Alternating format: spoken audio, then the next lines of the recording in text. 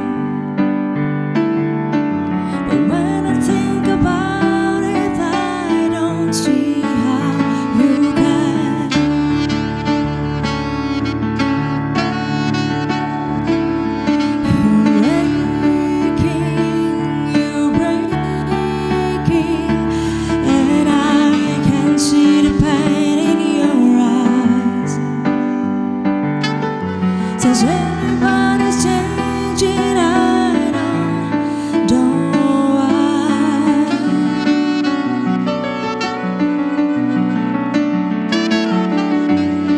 So little time, try to understand that I'm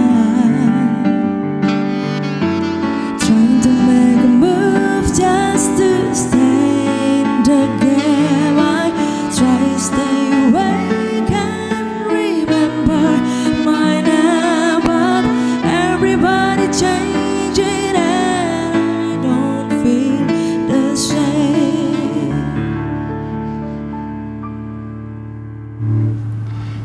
Baiklah, terima kasih kepada Bengkulu Musik telah membawakan lagu untuk kita semua. Baiklah, selamat sore pemirsa, apa kabar Anda? Semoga selalu sehat dan dapat melaksanakan kegiatan sebagaimana mestinya.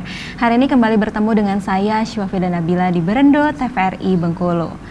Pemirsa, radang tenggorokan merupakan kondisi peradangan di tenggorokan yang disebabkan oleh infeksi virus ataupun infeksi bakteri. Hari ini kita akan membahas dan mengupas tuntas mengenai radang tenggorokan. Tentunya kita sudah ditemani dengan narasumber kita pada sore hari ini, yakni yang pertama Dr. Lisda Naomi dan Dr. Putri Santri. Selamat sore dokter. Sore. Cerah sekali ya dok auranya pada sore hari ini. Cantik-cantik sekali nih pemirsa untuk narasumber kita. Iya, sangat cerah ya dok pada sore hari ini. Udah siap ya dok untuk memberikan edukasi kepada masyarakat di rumah terkait radang tenggorokan? Ya baik, kayaknya udah siap banget nih pemirsa, juga nggak sabar lagi mendengarkan tentang radang tenggorokan. Langsung aja kita mulai terkait dengan radang tenggorokan. Syifa mulai dari dokter Lisda dulu ya dok. Terkait dengan radang tenggorokan mungkin bisa dokter definisikan dulu nih dok. Sebenarnya radang tenggorokan ini apa dokter? Oke. Jadi topik ini sebenarnya merupakan topik yang banyak sekali terjadi gitu ya. Dan di hampir semua kalangan usia ya dok ya, mulai dari anak, paling sering anak sebenarnya ya dapat kita ketemu kasusnya ya, terutama buat kami para dokter yang ada di fasilitas pelayanan kesehatan tingkat pertama atau primer seperti di puskesmas, di klinik, itu hampir setiap kita berpraktek gitu ya dok, kita akan menemukan kasus radang tenggorokan gitu. Nah, jadi radang tenggorokan ini adalah sebuah proses peradangan ataupun proses infeksi yang terjadi pada daerah tenggorokan gitu. Nah, sebenarnya itu bagi masyarakat awam itu tenggorokan tuh kayak sebuah saluran gitu ya yang dipahami. Lalu kemudian saluran di mana tempat kita untuk menelan makanan, menelan minuman, lalu terjadi sebuah proses peradangan di sana. Terjadi sebuah proses infeksi gitu yang disebabkan oleh beberapa faktor ataupun beberapa penyebab sehingga memunculkan keluhan utama yaitu berupa nyeri menelan seperti itu. Nah, sebenarnya kalau kita berbicara soal tenggorokan, maka nanti ada beberapa bagiannya gitu. Jadi memang sebenarnya radang tenggorokan ini adalah sebuah topik yang dirangkum secara umum untuk lebih mudah dikemas, untuk lebih mudah dipahami bagi masyarakat yang ada di rumah.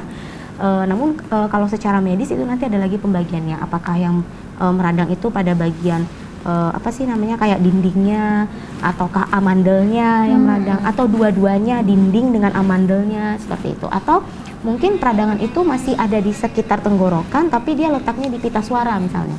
Oh, bisa sampai ke sana. Iya, betul sekali. Jadi nanti dia macam-macam, kayak kalau misalnya dia di dindingnya ya, gampangnya untuk mudah dipahami gitu ya. Itu kita sebut sebagai faringitis contohnya.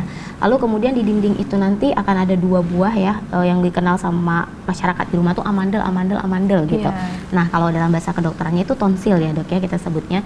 Nah, itu kemudian disebut atau dikenal kalau dia terjadi peradangan dengan tonsilitis. Atau mungkin bukan di faring, bukan di tonsilnya, tapi justru pada bagian pita suara misalnya. Ini biasanya kasusnya bukan pada anak sih, lebih pada masyarakat ataupun para pekerja yang dia rutin menggunakan suara yang banyak, misalnya penyanyi contohnya gitu ya, habis konser misalnya dan lain sebagainya, lalu penggunaan suara yang berlebihan menimbulkan keluhan infeksi, tapi dia bukan di faring, bukan di tonsilnya, bukan di amandelnya, tapi di pita suara gitu. Tapi itu masih secara umum masyarakat menyebutnya sebagai radang tenggorokan. Jadi memang banyak sekali terbagi-bagi ya dok, nggak hanya faringitis aja, tapi bisa tonsilitis dan laringitis seperti yang disebutkan oleh dokter tadi. Nah, salah satu gejala yang dokter sebutkan tadi adalah gangguan menelan ya dok, sakit nih pada saat menelan itu sangat mengganggu nih, susah makan, minum pun sakit. Sebenarnya gejala dari radang tenggorokan itu apa hanya gangguan menelan atau ada lagi sih dok gejala-gejala lainnya? Oke, jadi sebenarnya kalau dari gejalanya itu karena dia berhubungan dengan saluran untuk kita menelan, jadi yang paling akan menimbulkan keluhan yang cepat di masyarakat untuk tahu ini radang itu adalah gejala gangguan menelannya.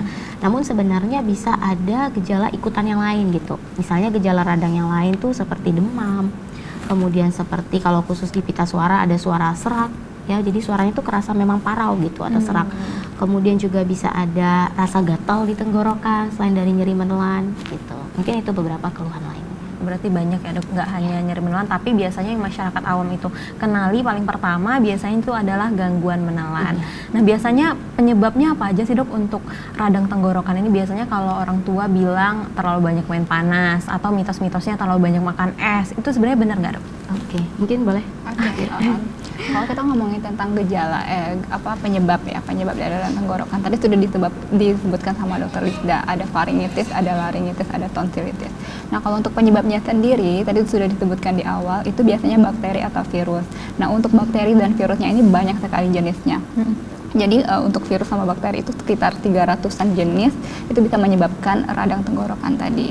Nah, kalau untuk dibilang jangan minum es nanti radang tenggorokan, sebenarnya yang kita khawatirkan itu adalah tingkat kebersihan misalnya di airnya, di makanan yang kita konsumsi. Terus ada lagi misalnya jangan hujan-hujanan nanti batuk atau pilek gitu kan. Sebenarnya ada benarnya untuk pasien-pasien atau anak-anak atau orang dewasa yang punya alergi misalnya seperti alergi dingin. Nah, untuk pasien-pasien yang ada alergi itu kan juga bisa menimbulkan gejala-gejala seperti tidak nyaman di badan, demam, radang, batuk, pilek. Tapi untuk penyebabnya sendiri radang tenggorokan itu lebih ke bakteri, kemudian virus. Untuk yang lainnya seperti makan makanan yang kurang bergizi, makan makanan mungkin yang mengandung MSG, kemudian minum minuman es, itu lebih ke makanan atau minuman yang kurang baik untuk bisa, kita kan perlu untuk meningkatkan imunitas kita tuh ketika kondisi kita sedang drop. Jadi makanan-makanan dan minuman-minuman tersebut kurang baik untuk kita konsumsi. Berarti yang harus kita perhatikan adalah higienitasnya dan juga sanitasi ya dok, ya, yang paling utama karena memang penyebabnya adalah virus dan juga bakteri pemirsa. Nah, kalau misalnya menular nih dok antara satu orang ke orang lain, itu bisa nggak sih dok? Misalnya kita satu alat makan, bisa nggak memungkinkan nggak untuk penyebaran dari bakteri dan juga virus itu? Kita harus tahu dulu prinsip penularannya. Prinsip penularannya ini adalah dari percikan. Dari misalnya kita batuk atau kita ngomong nih, berbicara nih, ada percikan air yang keluar dari mulut kita, ada droplet kita sebutnya. Nah, itu yang bisa menyebabkan penularan. Jadi ketika kita batuk, ketika kita pilek, ketika kita berbicara, ada percikan air yang ngomongnya percikan ketika kita berbicara, itulah yang mengandung bakteri ataupun virus penyebab radang tenggorokan. Nah, itu yang nanti bisa menyebabkan si A menularkan dengan si B. Kalau kita pakai alat makan bareng-bareng nih misalnya, ketika kita makan kan ada air liur tuh. Nah, di air liur itu nanti ada bakteri, ada virus yang menyebabkan radang tenggorokan pada pasien A. Terus sendok atau garpu atau piring tadi yang dipakai oleh orang B, bisa pindah tuh, Iya. ya, karena ada transfer dari cairan itu tadi.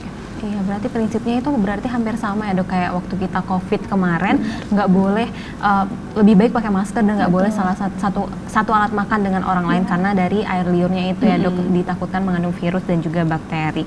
Nah, untuk orang-orang yang bisa terkena radang tenggorokan ini dari kalangan mana aja dok? Biasanya kelompok-kelompok rentan itu siapa aja sih yang bisa terkena radang tenggorokan? Sebenarnya kita nggak ngomong ada orang-orang khusus ya, semua orang. Untuk orang-orang yang mungkin kurang menjaga hygiene bisa, mulai dari orang dewasa, mulai dari anak-anak.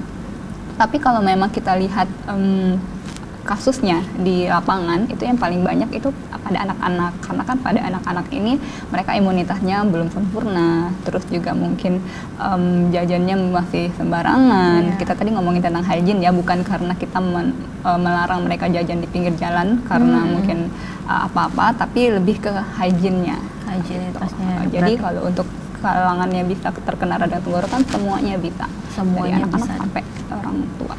Baik, berarti nggak ada kelompok khusus yang bisa terkena radang tenggorokan, tergantung dengan higienitas kita sendiri pemirsa. Dan juga pemantauan orang tua itu juga sangat penting terhadap anaknya untuk memantau higienitas dan juga jajanan apa aja sih yang dibeli oleh anak-anak mereka. Baik pemirsa, kita akan lanjutkan diskusi kita setelah jeda pariwara berikut ini. Tetap bersama kami di Berendo TVRI Bengkulu.